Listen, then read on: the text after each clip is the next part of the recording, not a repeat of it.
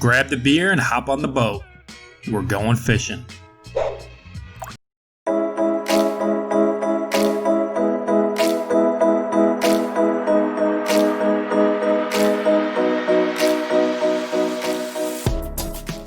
What's up, nerds? Hopefully you got your poles in your hand, cause start playing with your worms, cause let's try this again. Alright boys, grab the alcohol, let's head to a secluded part of the lake, take our shirts off and... Damn it! Alright, I give up on this intro. Fungalmancer Flurgl, the king of the Murloc. Or is he the hunter of the Murlocs, the fisher of the Murlocs? I don't know. He is a high rolly type of character. Be prepared to see a lot of first place finishes with him, but also be prepared to see a lot of early exits going out in 6th, 7th, and 8th. His hero power is Gone Fishing. After you sell a Murloc, add a random Murloc to Bob's Tavern. So be prepared to sell and buy a lot of Murlocs with this hero. Game plan time. Early game. Build up a solid Murloc board. Look for Murloc War Leaders, Old Merc Guys, and even Murloc Tidecallers and Rock Pools if there are no better options. But most importantly, look for Murloc Tidehunters.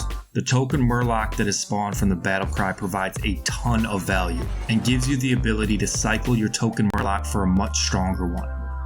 A turn 1 Murloc Tidehunter greatly increases your chances for a top 4 finish with this hero. Even on turn 2, if I see a Murloc Tidehunter, freeze the board. Grab it next turn so you can play it and sell off the token for a better Murloc. But don't force Murlocs early game. I typically don't buy Murloc Tidecallers on turn 1 if there are better options. And then when I get to Tavern 2, I will pick stronger minions over crappy Murlocs. Your health is your most important resource and you don't want to waste it on taking crappy minions just because they say Murloc.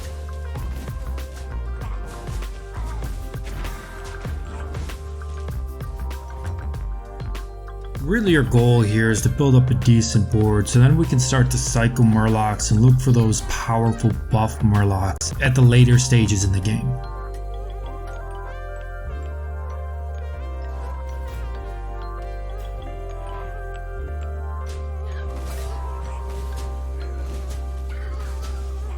Facing your door right after she digs for a golden minion. Always fun.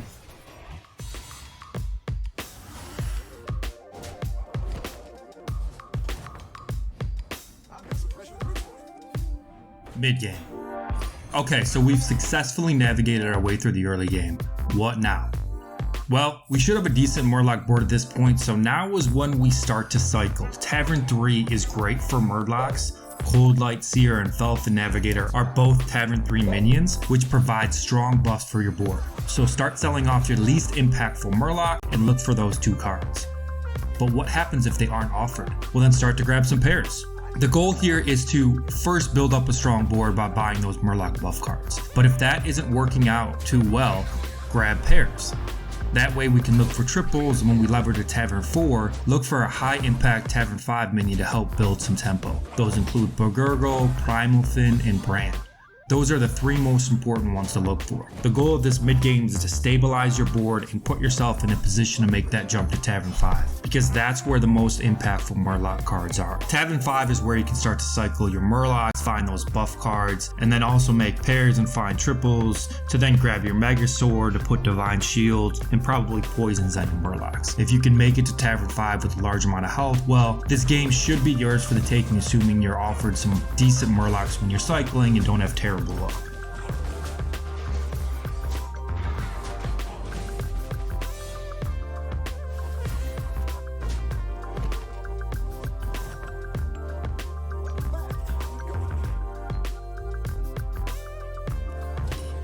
And here I find a nice little triple. My thought process is let's level to 5, grab the triple, discover my 6 drop, and obviously look for a Mega Sword. But then I can also sell the token minion at 6/2 Murloc and hopefully discover a good Tavern 5 Murloc like a Flurgl or a Primalfin to give me a little bit more boost, a little bit more oomph in my board.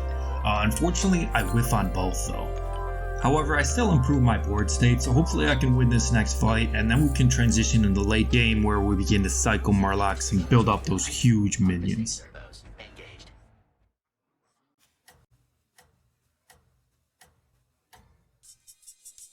Keep up the momentum, friend.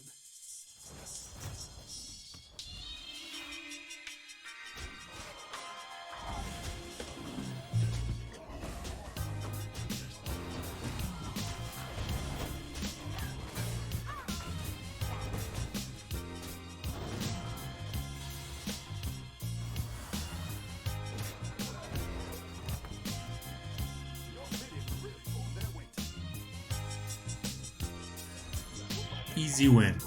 Now let's talk late game strategy. This is where things get fun. We touched on it a little bit already, but start to cycle those Murlocs. If you are strong enough, you can choose to roll and look for a Bran, but typically I feel he isn't actually needed with the Flurgl. Without him, you'll be getting smaller buffs, but with your hero power, you'll be getting much more of them. So you should meet or even exceed the stats from the Murloc buffs you'll get from the Bran.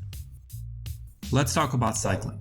Obviously, we want to grab those high impact Murlocs, like the Flurgls and the Primal Fins, Cold Light Seers, and even the Felfin Navigators. But I will be grabbing pairs when I see them almost every time. And a lot of times what happens is after a few turns of cycling with this hero, your board begins to get filled with golden minions, and you can't triple anything anymore. If I don't have Divine Shields on my Murlocs yet, I'm typically selling my weakest golden at this point, or leveling to 6 and start rolling for a Megasaur. Divine Shield should secure the win for us at this point, so we want to make sure that's our highest priority. I'd still grab the more impactful Murlocs like Flurgls, Primal Fins, and even Cold Light Seers, but I'll start to pass on the others to start to roll for another triple for a chance to find a Megasaur, or just the Megasaur itself if you level to Tavern 6.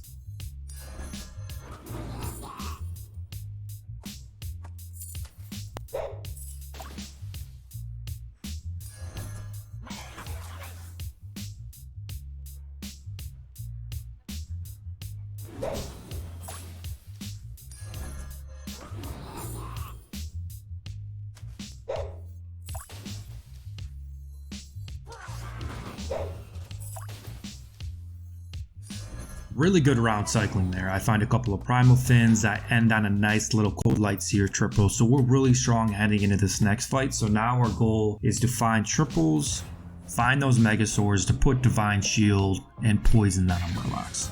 Quick note on the Megasaur though, prioritize Divine Shields over poison. You'll be able to find the poisons with the Toxfin, and the only way to get Divine Shields is through the Megasaur.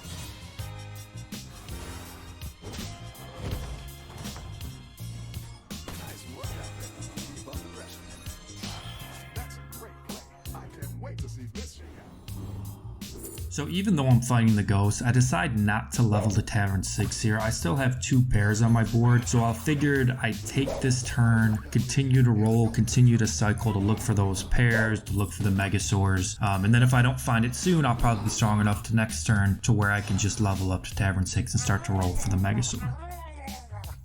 I find a triple, but unfortunately no Megasaur, so now I'm just checking my other opponents to see what kind of tribe that they're going with. I'll typically grab a Tavern 6 minion that I know another opponent is looking for and hold it in an effort to hinder their chances of finding it and improving their board state. Dick move, but hey, it's cutthroat out here.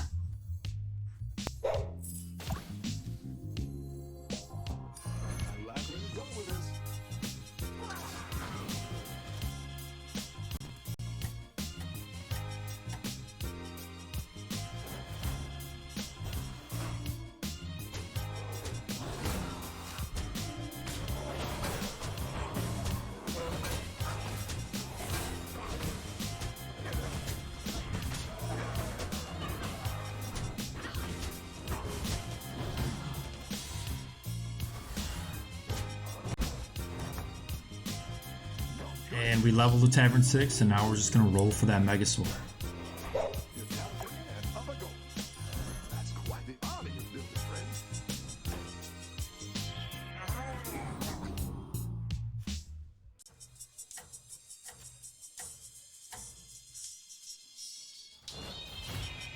Pirates don't stand a chance against poisonous Murlocs.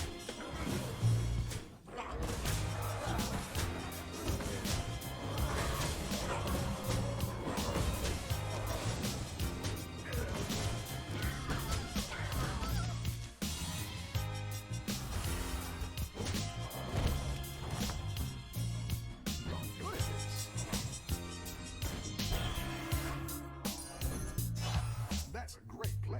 I can't wait to see this shake out.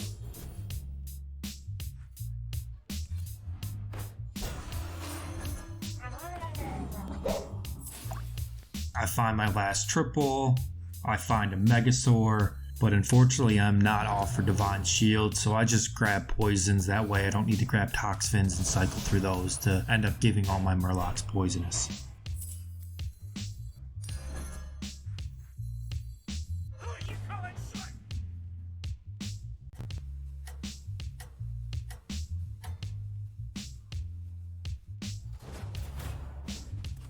Yikes, this is where things get interesting. Edwin has a ton of Murlocs with Divine Shield.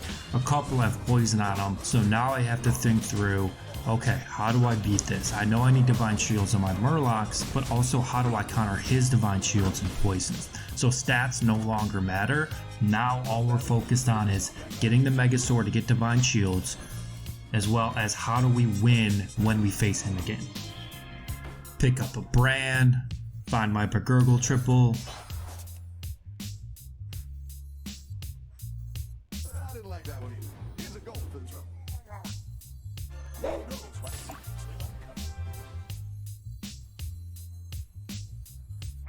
And boom, there's the Megasaur.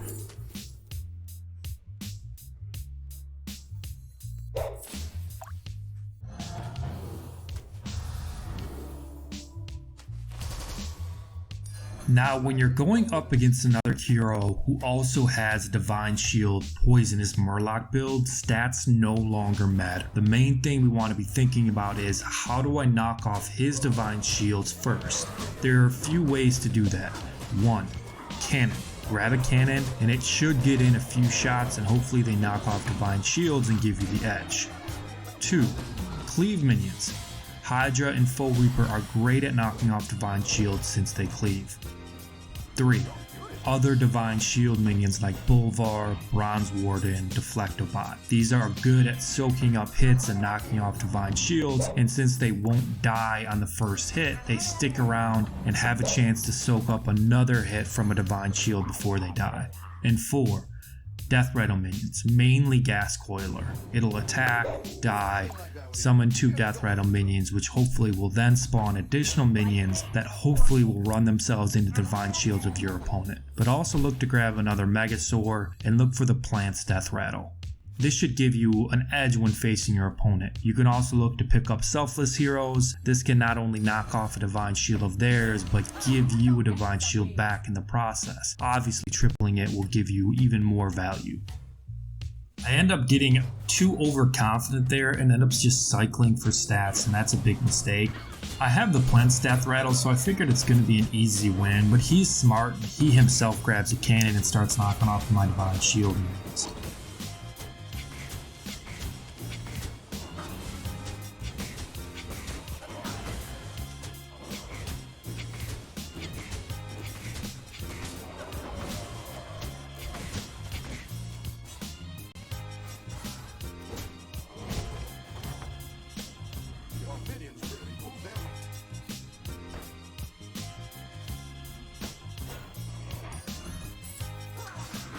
Another mistake grabbing the Felfin Navigator for stats, but we grab a selfless hero, and then at the end of the roll, we end up with a Foe Reaper as well as an Annoyo module, which are great finds.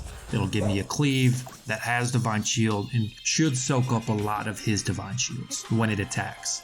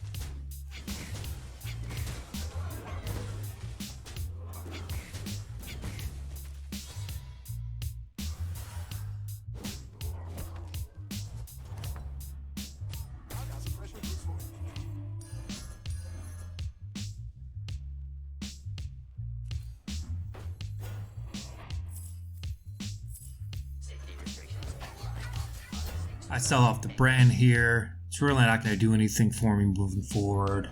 Put the Annoyo module on the Foe Reaper, and then roll into a Bulvar. This was a decision point. It's a Divine Shield minion. That's something that I'm definitely targeting at this point, but I'm not sure. I have one more roll, so I'm not sure if I should actually buy this or if I should take a chance, roll, and look for something better.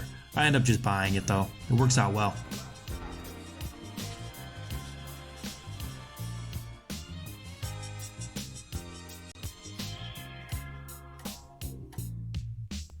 And the odds to win this fight were flipped on its head. It went from him being a heavy favorite to now me being a heavy favorite. The Divine Shields, as well as my Cleave minion, gave me a huge boost in that win percentage. And the Full Reaper does a great job, immediately knocks off 3 of his Divine Shields. That's exactly what we're looking for.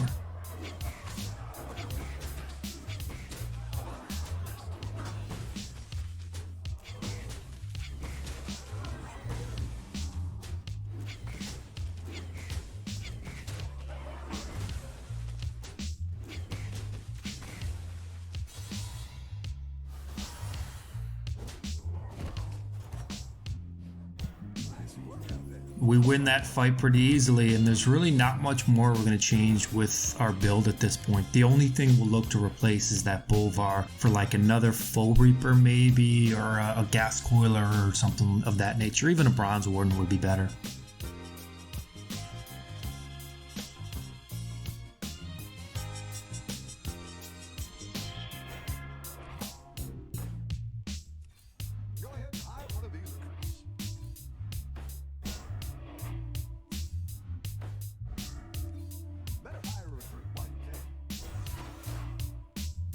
We end up using all our gold rolling. We don't really find anything that's really going to improve us, so we just stay put. I mean, we were a heavy favorite last round, so it'll be hard for him to improve his board state to where he flips the win percentage back in his favor. You got this. You're way ahead.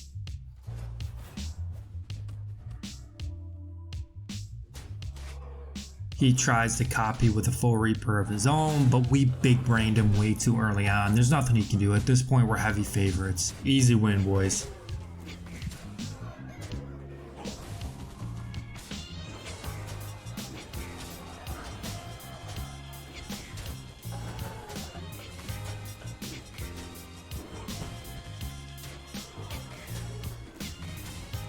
So I hope you guys enjoyed the gameplay, but most importantly, hopefully you learned something about not only how to play Flurgl, but how to effectively win the mirror matchup of the Divine Shield Poisonous Murlocs. It's a fun one to play and requires a lot of thought into exactly what your opponent has on his board to try and exploit their weaknesses. Godspeed, nerds.